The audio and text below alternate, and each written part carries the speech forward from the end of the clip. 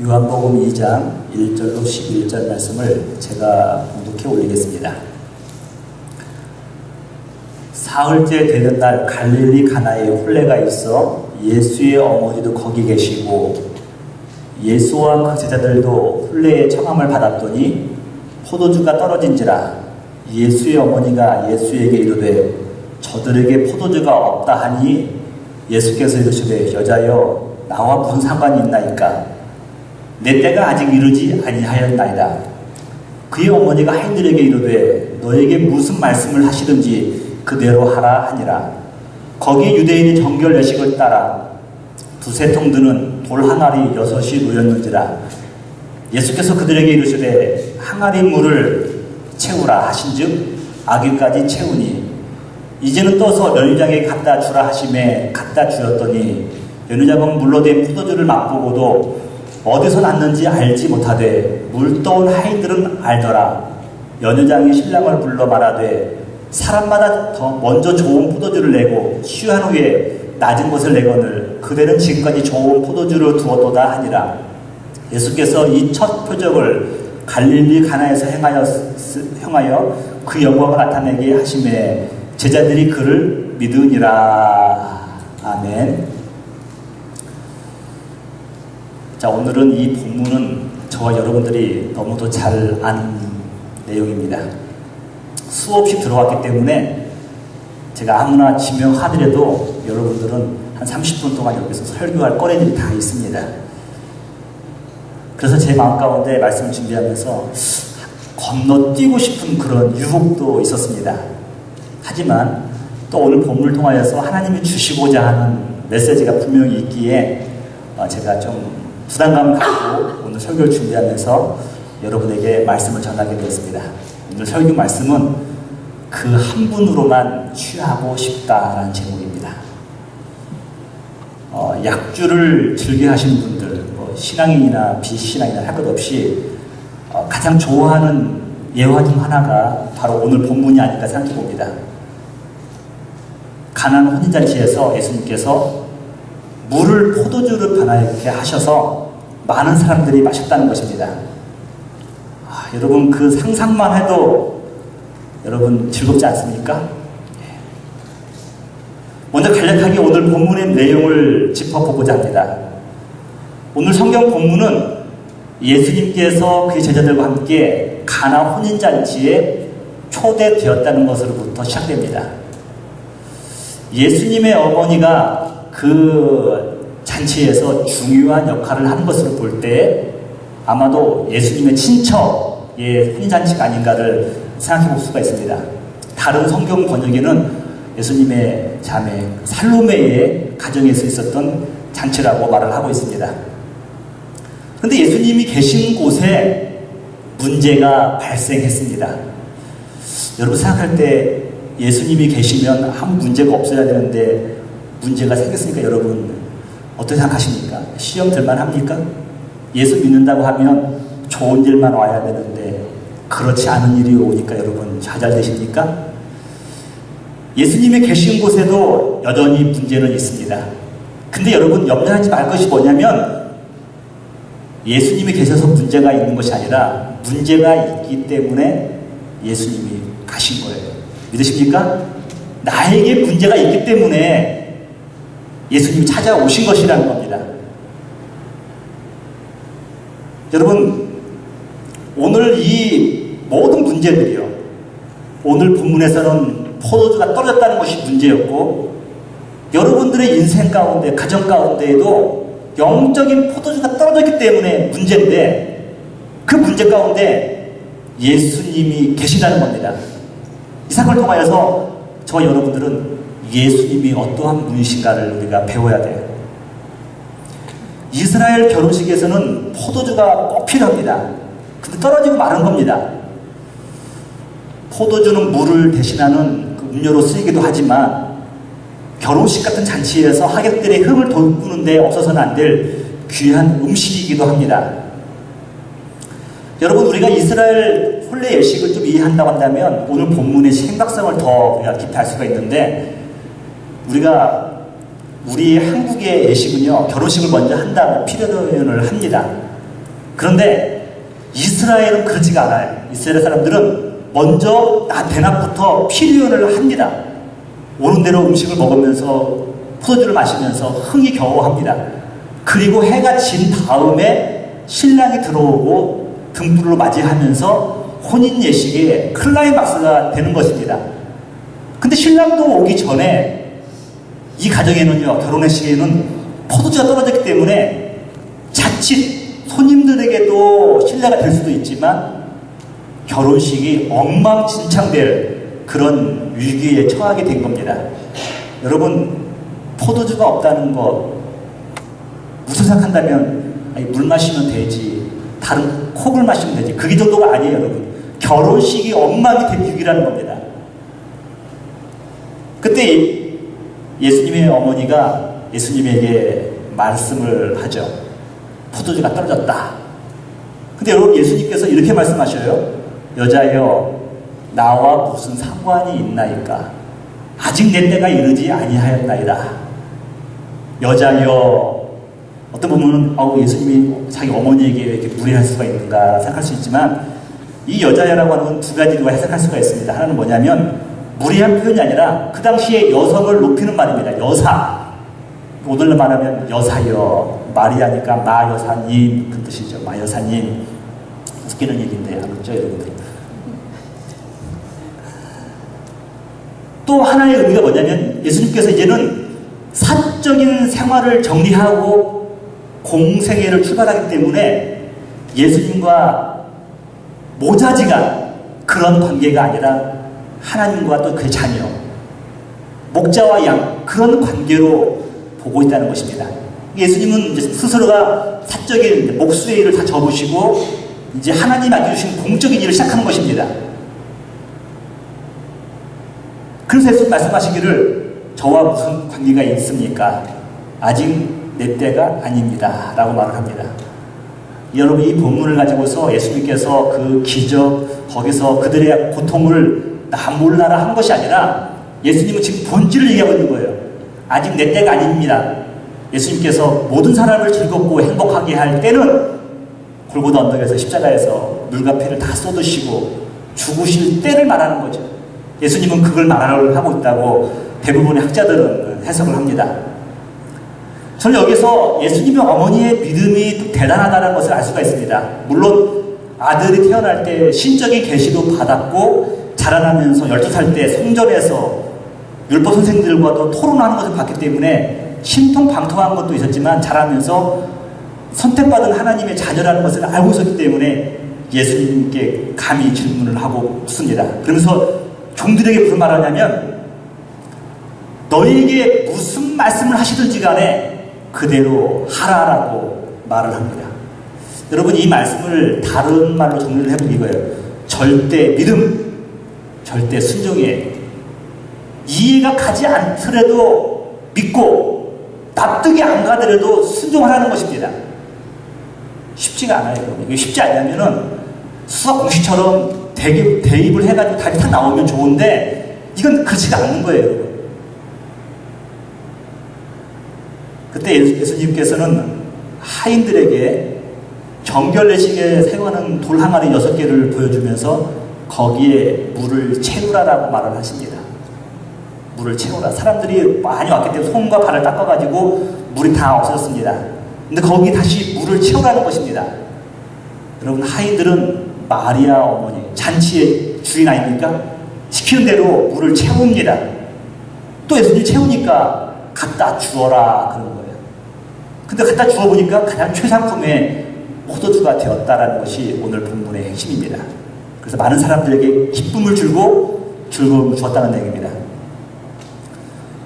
오늘 우리가 읽은 이 내용은 다른 내용이지만 성경의 원 저자이신 성령께서 왜 이 기사를 여기에 집어넣게 하셨는가, 또 이 통화에서 우리에게 주시는 메시지가 무엇인가를 한번 제가 깨달은 대로 여러분과 한번 몇 가지 나누려고 합니다.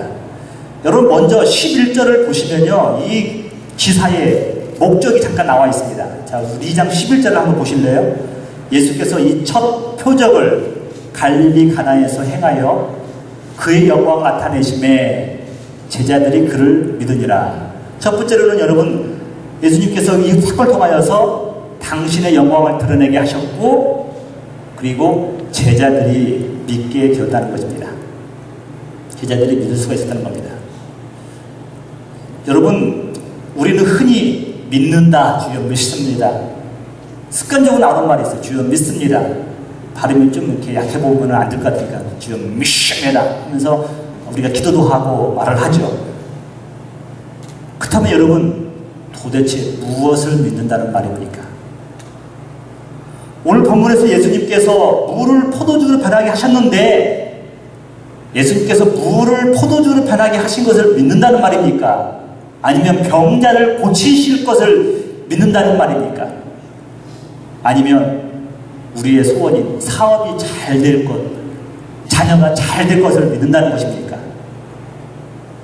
여러분, 성경에서 내가 믿나이다 라고 말하는 의미는 정확하게 말하면 이거예요.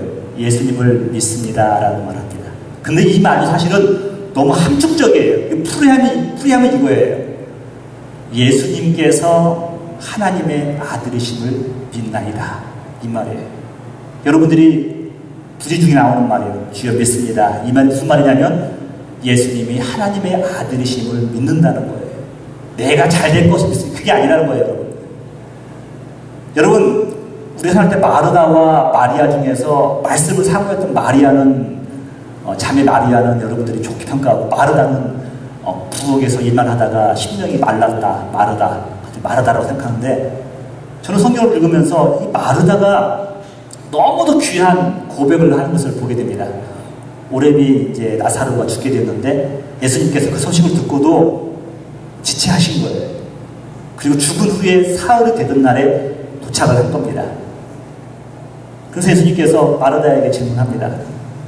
물음하다가 마르다가 그 말이 무슨 말인지 모르니까 믿나이다 그러고 넘어간 거예요. 예수님께서 요한복음 11장 25절에 이렇게 말씀하셔요. 여러분 잘 아시는 말씀이죠. 예수께서 이르시되 나는 부활이요 생명이니 나를 믿는 자는 죽어도 살겠고 무릇 살아서 나를 믿는 자는 영원히 죽지 아니하리라. 이것을 내가 믿느냐라고 말을 합니다. 그때 마르다가 이런 고백을 하는 거예요. 이르되 주여 그러하여다. 주는 그리스도시요 세상에 오시는 하나님의 아들이신 줄을 내가 믿나이다. 우리 오레비를 살릴 것을 믿나이다. 그게 아니에요, 여러분. 주는 그리스도이시며 메시아이시면서 하나님의 아들, 우리에게 오실 하나님의 아들이심을 내가 믿나이다 라는 고백을 했습니다. 여러분, 우리 예수님은 너무도 마음이 흐뭇한 거예요. 내가 주님 때문에 잘 될 줄 믿습니다. 그게 아니에요, 여러분. 이것이 아니라 예수님이 그리스도이시고 그분을 통하여서 그분이 바로 하나님 부르실 약속하신 하나님의 아들이라는 것을 믿는다는 것입니다. 여러분, 오늘 가나 혼인잔치에서 최고의 영적 수혜자들이 있는데 최상급 포도주를 맛본 전부 흠모한 예수님 만드신 포도주를 맛본 하객들이 수혜자가 아닙니다. 또 예수님의 말씀에 순종하여서 그대로 순종하고 따랐던 그 하인들도 기적은 보았지만 영적인 수혜자가 될 수가 없었습니다. 그게 이유가 뭐냐면요, 그들은 보니까 사람들은 연회장은 모르지만 그들은 알더라로 끝나요. 알더라. 여러분 본편 좀 보실래요, 여러분? 자, 우리 2장 9절 보세요. 2장 9절. 연회장은 물로 된 포도주를 맛보고도 어디서 났는지를 알지 못하되 물떠온 하이들은 뭐라고요? 알더라. 여러분, 알더라로 끝난 기독교가 얼마나 많은지 아십니까? 오늘날도 여러분 수많은 사람들이 예배를 드리고 성경 공부를 하지만 알더라로 끝난 사람들이 너무너무 많아요. 알기는 거로 끝난 거예요. I know. 그걸로 끝나는 거예요. 근데 여러분 11절 한번 보세요. 11절. 예수께서 이 표적을 갈릴리 가나에서 행하여 그의 영광을 나타내심에 다같이 시작. 제자들이 그를 믿더라. 믿으니라. 저는요, 지금 예수님께서 제자들을 모으시면서 첫 번째 가나 혼인잔치를 가셨는데 이 혼인잔치의 영적 수혜자는 누구냐면 다른 사람 아닌 긴가민가, 이분이 메시아인가 아닌가, 긴가민가 따랐던 제자들이 영적인 수혜자가 됐습니다. 왜냐하면 그들은 예수님이 하나님의 아들이심을 믿을 수가 있었다는 것입니다. 여러분, 이것만 아니라 이 본문을 통하여서 예수님은 다른 사람에게도 믿음을 주시는 거예요. 믿음을 주시는 거예요. 여러분 요한복음 4장 46절 한번 보실래요? 4장 한번 보실래요? 4장 46절. 여러분 오늘 이 말씀 보시면서 저는 이 고백이 여러분들의 고백이었으면 좋겠어요. 요한복음 4장 46절 한번 읽어볼게요. 예수께서 다시 갈릴리 가나에 이르시니 전에 물로 포도주를 만드신 곳이라. 여러분 갔는데 예수님은 항상 뭐라고요? 문제가 있는 곳에 가시잖아요. 왕의 신하가 있어 그의 아들이 가버나움에서 병들었더니 거리가 좀 있습니다. 그가 예수께서 유대로부터 갈릴리로 오셨다는 것을 듣고 가서 청하되 내려오셔서 내 아들 병을 고쳐주소서 하니 그가 거의 죽게 되었습니다. 여러분 이 신하는요 예수님이 가나 혼인잔치에서 물을 포도주로 변한 것을 믿었던 사람이에요. 알았던 사람이에요. 알 것뿐만 아니라 자기 아들이 죽어가는 과정 속에서 하나님의 아들이 아니고서는 할 수 없다는 것을 믿기 시작한 거예요. 이 가나 혼인잔치의 기적은 왕의 신하로 하여금 자기 아들을 살리실 분은 의사가 아니라 예수님이라는 것을 깨닫게 하는 겁니다. 근데 여러분 다른 말로 하면은 이 사건을 통하여서 이 사람은 왕의 신하는 믿음을 가지게 된 거예요. 근데 거기서 예수님이 좀 안타까운 말씀을 하셔요. 48절 보실래요? 예수께서 이르시되 너희는 표적과 기사를 보지 아니하면 도무지 믿지 아니하리라. 여러분 이게 오늘날도 마찬가지예요. 그러니까 생쇼를 하는 겁니다. 왜냐하면 보여줘야 믿으니까 엉뚱한 쇼를 하는 거예요. 근데 예수님도 마찬가지였어요. 표적과 기사를 보지 않으면 믿지 못한다. 여러분 근데 이 문제가 심각한 문제예요. 문제가 너무 심각하니까 이 왕의 신하가 예수님의 말씀도 듣지 못해요. 무조건 살려달라는 겁니다. 49절 보세요. 신하가 이르되 주여 내 아이가 죽기 전에 내려오소서. 예수께서 이르시되 가라 내 아들이 살았다 하니 그 사람이 예수께서 하신 말씀을 믿고 가더니 라고 말씀하고 있습니다. 그러면서 여러분 스킵하고요. 54절 보세요. 이것은 예수께서 유대에서 갈릴리로 오신 후에 행하신 두 번째 표적이다라고 말씀하고 있습니다.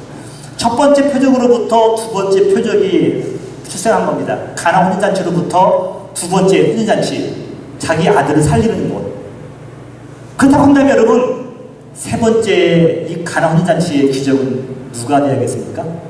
저는 감히 고백합니다. 저와 여러분들이 이 가나 혼인잔치의 사건을 통하여서 우리도 믿어야 되는 거예요. 주여 내가 믿나이다. 물과 포도주를 그게 아니라 예수님께서 하나님께서 보내주신 당신 하나님의 아들이심을 믿나이다 라고 고백을 할 수가 있는 것입니다. 그래서 여러분 저는 생각할 때 여러분에게 이렇게 말씀드리고 싶어요. 오늘 본문의 요한복음 2장 1절부터 11절에 있었던 이 가나 혼인잔치의 기적은 다른 사람이 아니라 나를 위한 기적이었다. 나로 하여금 하나님께서 보내신 예수 그리스도가 독생자 아들이라는 것을 믿게 하기 위해서 보여주셨다는 것을 저와 여러분들 깨달아야 될 줄 믿습니다. 여러분 이걸 깨달으면 우리가 삶이 즐겁잖아요. 예수님께서 내 인생이 맹물처럼 싱거웠는데 포도주로 변화시켜 주시는 거예요. 내 인생이 사람들에게 이리 거르치고 그런 인생이었는데 이 예수님께서 하나님의 아들께서 내 인생을 포도주와 같이 다른 사람을 기쁘기도 하고 즐겁게 할 수 있는 그런 분이 되시구나. 믿는 거죠, 여러분. 믿는 거예요. 믿음은 축복 아닙니까? 여러분, 어쨌든 이 혼인잔치의 기사를 통하여서 그 예수님께서 저와 여러분의 주가 되시고 하나님의 아들이 되심을 믿으시기를 주의 이름으로 축복합니다. 또 그리고 오늘 이 가나 혼인잔치를 통하여서 우리는 기독교의 특성에 대해서 우리가 한번 생각해 보려고 합니다. 여러분, 기독교는 한마디 정의하라고 있는 것 같아요. 제의와 축제의 종교예요. 제의와 축제. 제의는 뭐 제사죠. 제사와 축제. 이 제사는 뭘 의미하냐면 내 죄로 인해서 내가 죽었다는 걸 말하는 거예요. 여러분, 그러니까 예배 시간에는 이 두 요소가 다 포함됩니다. 그래서 우리가 제사가 될 때는, 제물이 될 때는 내가 이제 죽을 목숨이 됐잖아요. 그러니까 엄숙하죠. 그런데 내 대신에 예수님이 돌아가신 겁니다. 그 다음부터는 축제가 되는 거예요. 축제가. 그래서 우리 기독교는 엄밀히 말해서 여러분 축제의 종교예요. 축제의 종교. 특별히 우리 개신교 더 축구의 종교입니다. 여러분 포도주의 역할은 흠을 돋구지 않습니까? 예수님께서 참석한 하객들에게 포도주를 대접하게 하심으로써 그들이 신나게 하신 거예요. 예수님은 가나 혼잔치에 참석하셔서 모든 사람을 기쁘게 하셨던 것처럼 저와 여러분을 또 기쁘게 하시는 줄 믿습니다. 물로 포도주를 만들어서 그들에게 마시게 하신 것처럼 정말 여러분들에게 보혈의 피를 통하여서 우리가 영원한 기쁨 가운데 축제 가운데 흥을 내도록 우리 주님께서는 하신 것입니다. 여러분 우리가 신앙생활 하면서 오해하는 것들이 많이 있어요. 우리 가끔 어려운 일 당하면은 이런 생각을 합니다. 하나님께서 나로 고통을 주신다라고 생각을 하죠. 여러분 물론 하나님께서 나에게 고통을 허락하실 때가 있는데 특별한 상황에서만 그런 거예요. 깨달음을 주시기 위해서.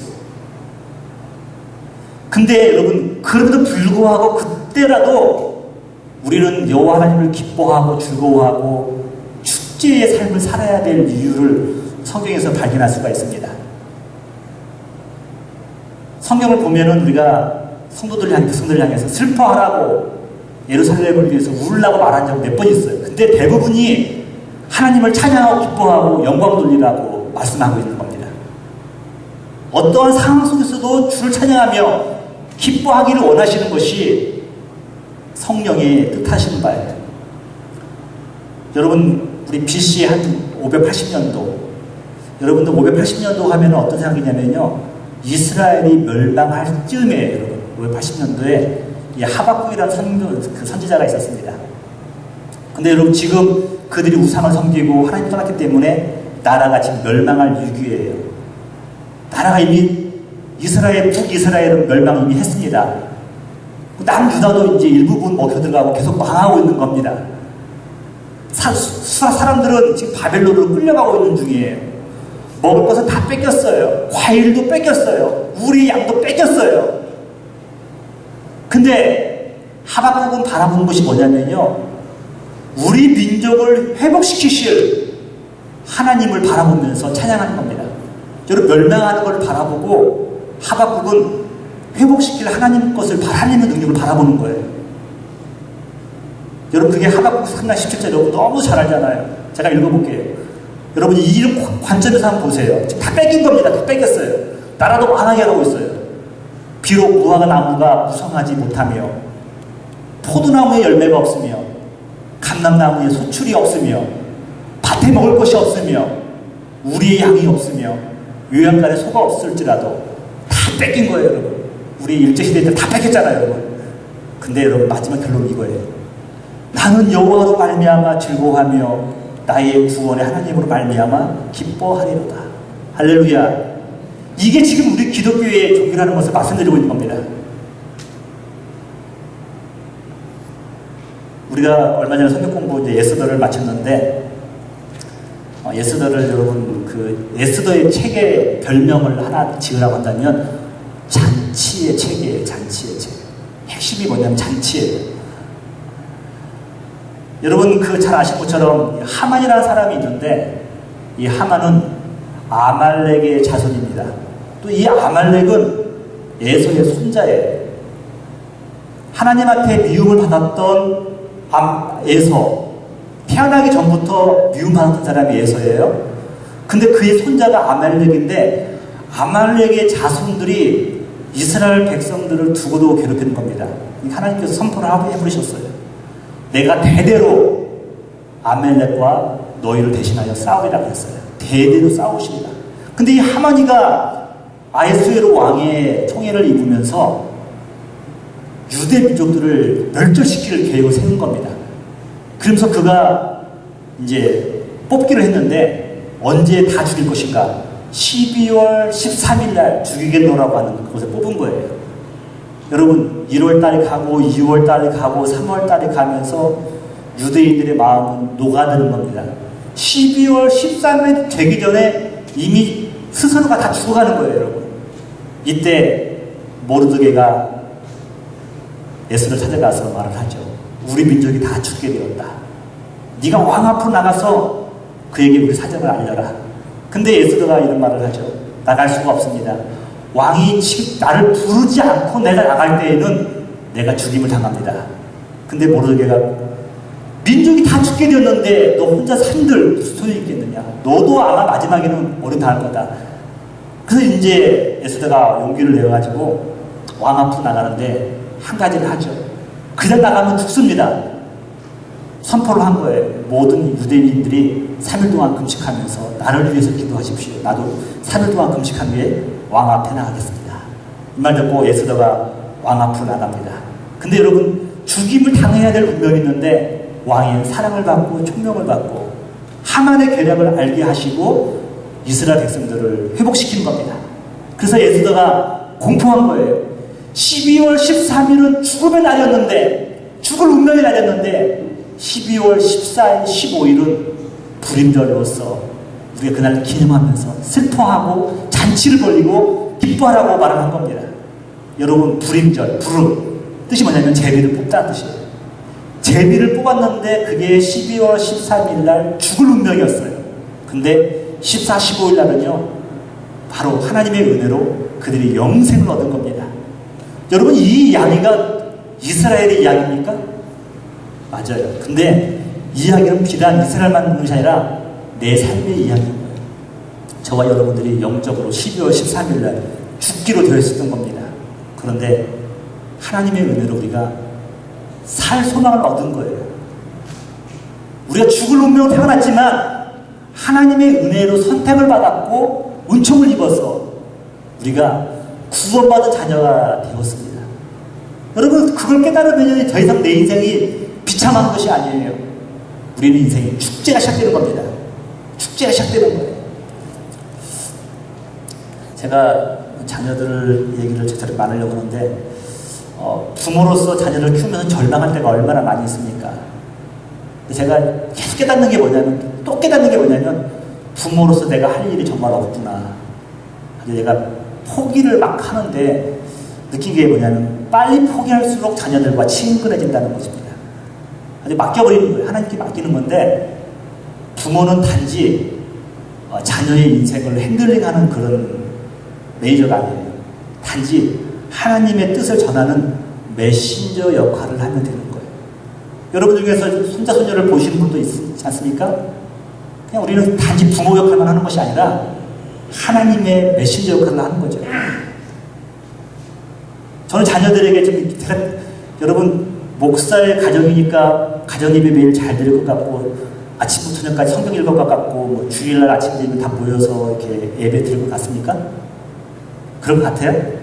그런 가정도 있을 것 같아요. 근데 제가 한번 그 우리 가정 예배를 하다가 자녀들을 시작은 5명이 모여서 예배를 시작했는데 끝날 때는 3명이 벽에 손 들고 서 있다가 끝났어요.